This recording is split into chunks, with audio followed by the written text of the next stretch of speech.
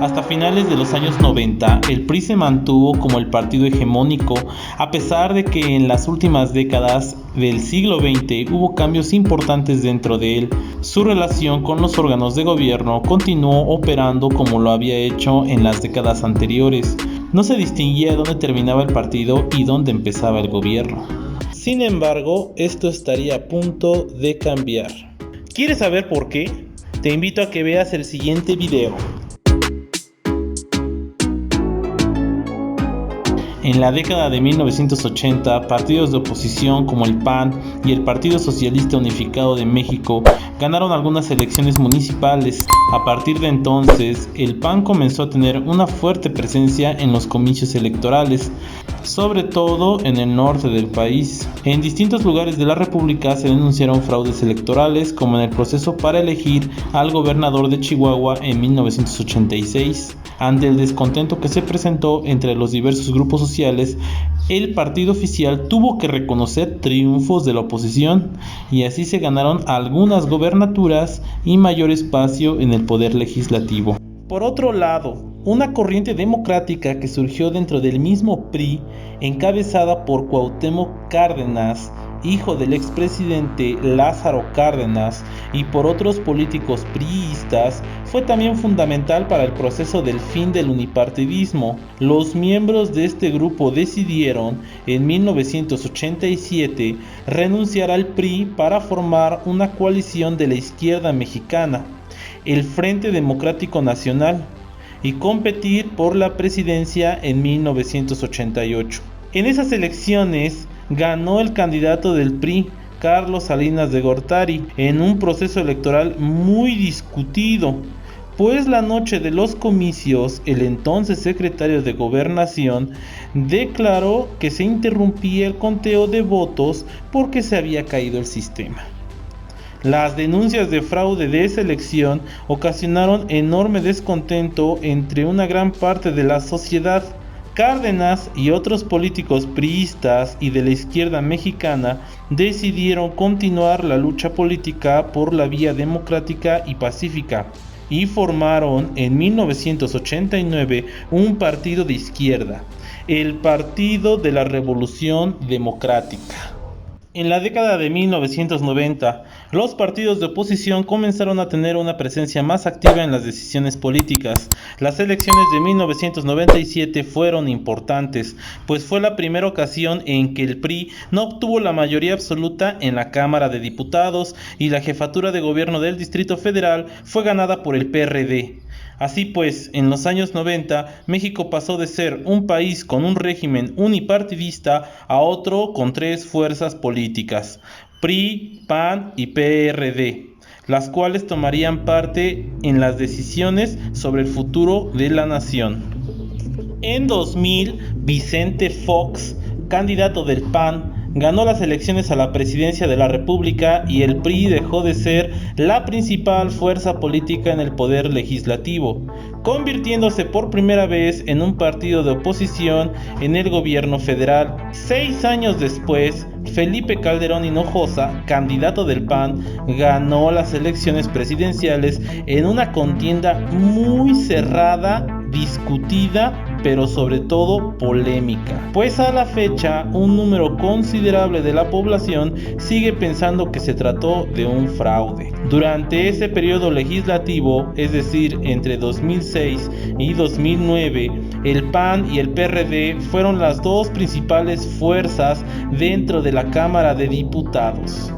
La alternancia política sirve para evitar el autoritarismo y la corrupción, así como para promover la representación política y los derechos a pensar y expresarse con libertad. Como hemos estudiado durante décadas, muchas personas anhelaron la alternancia en el gobierno y el fin del unipartidismo.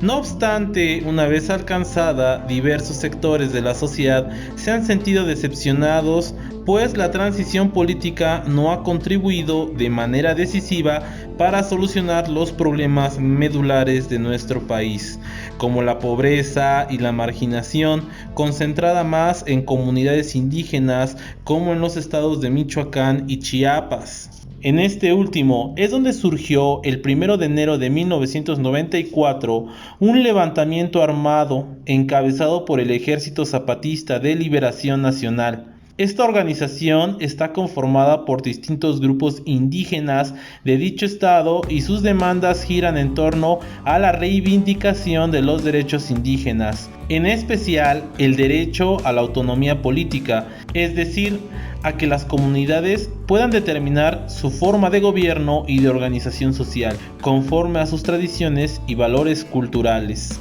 Desde un inicio, el movimiento zapatista tuvo una fuerte repercusión en gran parte de la sociedad del país y las movilizaciones y grupos de apoyo al EZLN aparecieron a lo largo de toda la República e incluso en el extranjero.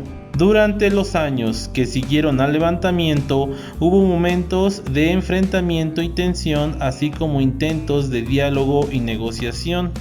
En 1996, tras varios meses de discusión entre el gobierno y el EZLN, se logró llegar a un pacto de paz conocido como los Acuerdos de San Andrés Larrainzar.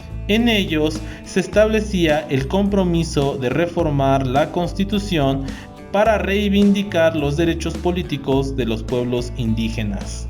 Sin embargo, los acuerdos no fueron cumplidos y se presentaron incidentes violentos en el estado de Chiapas, como la matanza en 1997 de decenas de indígenas de la comunidad de Acteal, en su mayoría mujeres y niños, por parte de paramilitares. Estos incidentes llevaron a la ruptura en las negociaciones entre el gobierno y el EZLN. No fue sino hasta 2001 cuando, tras una gran movilización pacífica de los zapatistas en toda la República, se llevó al Congreso de la Unión la propuesta de reforma a la Constitución establecida en los Acuerdos de San Andrés. Los cambios en la Constitución se concretaron en el artículo 2, donde se reconoce la pluralidad cultural de nuestro país y el derecho a la libre determinación de los pueblos indígenas. Sin embargo, el cambio en la ley no especifica las formas mediante las cuales los pueblos indígenas pueden ejercer su autonomía.